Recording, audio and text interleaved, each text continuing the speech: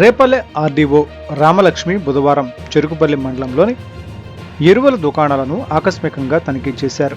గోడవల్లిలోని ప్రాథమిక వ్యవసాయ పరపతి సహకార సంఘంలో ఎరువుల నిల్వలను పరిశీలించి తదనంతరం చెరుకుపల్లిలోని గ్రోమోర్ ఎరువుల దుకాణంలో స్టాక్ రిజిస్టర్ను పరిశీలించారు.